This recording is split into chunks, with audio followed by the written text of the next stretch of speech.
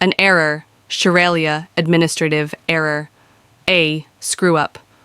This was not an error. Spring melts would lick at our front porch steps, and we had 2 children here planted our retired hound beneath the oak at the front of our place, and listened as the world became cacophonic while our house remained tranquil.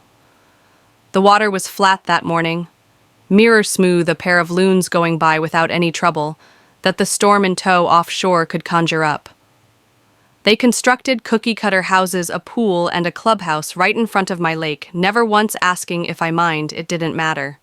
Then they respected their noise on weekends and left my dock in peace. But Patricia was unmissable, barking into her phone in designer athleisure, waving her clipboard like a scepter. She gave a smile that shouted superiority when she spotted me. "Clara, right?"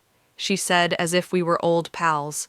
Her pitch was scripted code violations, unallowed structures, aesthetic standards. When she broke off, I responded, "I've been here since your HOA was a blueprint." Her smile was maintained, but her eyes flinched. I thanked her and walked away. She yelled back at me, 72 hours, Clara." I did not turn around. At the cabin, I pulled out the old trunk from the crawl space filled with tax records, deeds, and a coffee-stained envelope, but these people held no respect for either. I needed backup. The next morning, I went to visit Tom Hardrove, a retired surveyor, half-blind but keen as ever. He scrunched his eyes at the grant, laughed, and said, "I staked out that lake before they dammed it. Their clubhouse, that's your property, Clara." My chest constricted, not from rage, but from clarity. Tom witnessed his words and excavated a border map, identical to the grant. "Push back twice as hard," he uttered as I moved away. Going home, I drove past the clubhouse where HOA members planted petunias for their lake festival. I brought my truck to a stop in the street, gazing at their parking lot. Not just asphalt. It was leverage. They thought I was a stubborn old widow living in a shack.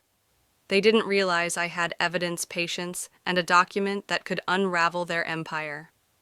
At home, I discovered 2 HOA board members patrolling my property, taking pictures of my flower beds, as if they were crime scene evidence. They didn't knock or speak, just prowled. I watched from the porch, coffee in hand, making them believe they were in control. I phoned Ellie, my old high school friend's daughter, a newly minted attorney with a spark in her eyes. She picked up on the first ring voice, crisp. I explained the grant and the HOA's threat to evict. She didn't laugh. She wanted to see the documents. Her office, a small room between a dry cleaner and a closed diner, reeked of ink and ambition. Lai studied the grant, her finger tracing the script. "This is gold," she said. "It covers your cabin, the shoreline, and their precious clubhouse lot. If we paired it with Tom's affidavit and county maps, we could file a quiet title action to cement my ownership." She said it was a lawsuit to resolve contested property claims. I liked the sound of that. We went to the county records office with the grant, Tom's map, and Ellie's thumb drive of archival aerial photos. The clerk with bifocals found a 1946 entry in the ledger corresponding to the grant, no digital record for it to be found. Me grandfather had filed it prior to computers. "If nobody's claimed it legally, it's yours," the clerk told me. That night, a yellow notice was posted on my door, referencing HOA covenant, 5C unapproved structures. Fines would accrue at $600 per day, stamped HOA Enforcement Division. I laughed, startling a crow off the railing. Enforcement Division. They were playing make-believe. I took a picture for Ellie, who prepared a cease and desist letter to submit to the county. She cautioned me not to try confronting the HOA directly. "Not yet. Even if they measure your porch again," I inquired. She smirked. "Use your judgment." The following morning, I saw Greg, an HOA board member, by the boat ramp, looking at new "no trespassing" HOA property signs posted along the shore. He seemed nervous. I asked who granted them permission. "Patricia," he grumbled, "to safeguard community property." I said, "Those properties were on my property." He rubbed his neck and left. That night, searching through an old tackle box, I discovered a corroded key stuck to the top. Grandpa once told me of a standby valve for the lake's old dam, a hidden switch when the town still used lake water for fires. I walked to the vine-covered service station by the dam, slid the key into the padlock, and opened a hatch, showing a 1960s valve system. Crank wheel gauges faded. Warnings, I didn't not touch it, but I smiled. Patricia thought. She could bully me with fines and signs. She hadn't counted on real power.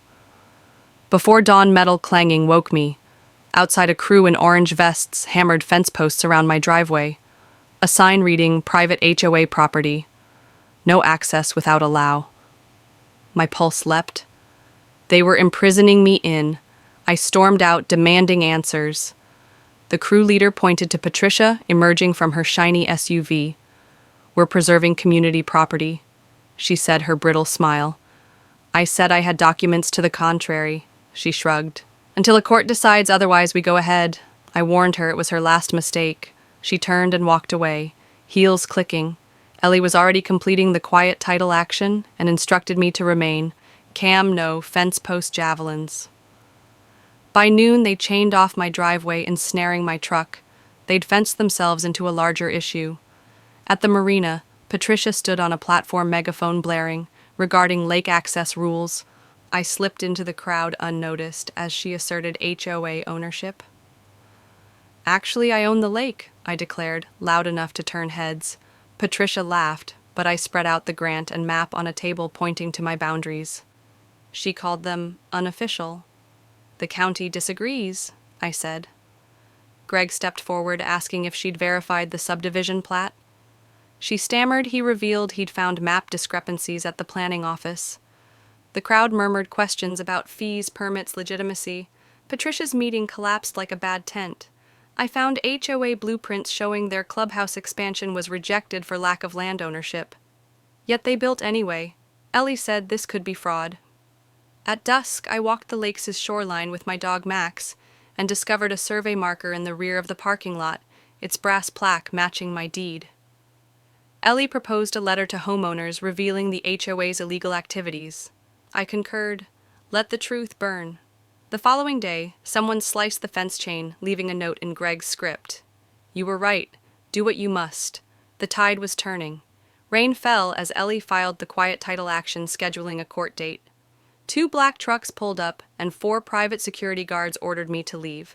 I showed them the grant and court filing. They departed in silence. Hours later, Patricia showed up alone, her trench coat dirty. "Do we have to go this far?" she asked. I reminded her of her fences and threats. She spoke of fairness. I asked her if she'd testify regarding the clubhouse funds.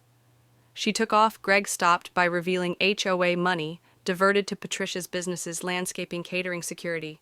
He provided Ellie with a flash drive. She referred to it as a bombshell. Fraud, misappropriation. We included it in the filings. The lake level rose slightly, but the dam valve remained untouched. An HOA sign was splintered.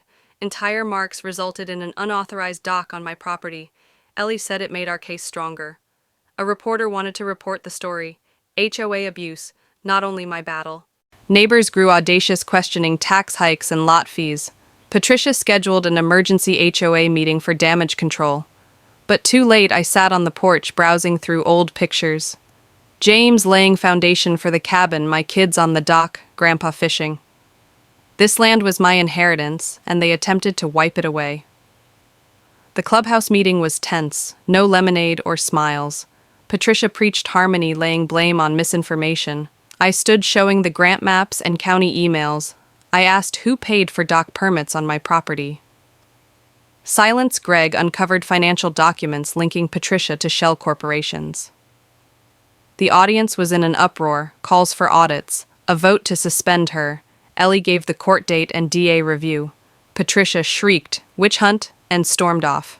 Neighbors apologized, shook my hand. Greg confessed he wished he'd moved sooner. I told him he acted when it counted. The courtroom was tiny, wood-paneled. Ellie produced the grant, Tom's affidavit, and Greg's records, documenting the HOA's illegal construction. Patricia's attorney challenged the grant's legitimacy, but the judge cut him off. Greg testified. Patricia disregarded land inconsistencies. The judge declared in my favor, granting the quiet title requiring the HOA to dismantle structures and return fees and referring financial improprieties to the DA. Patricia slumped. Dejected, Patricia resigned.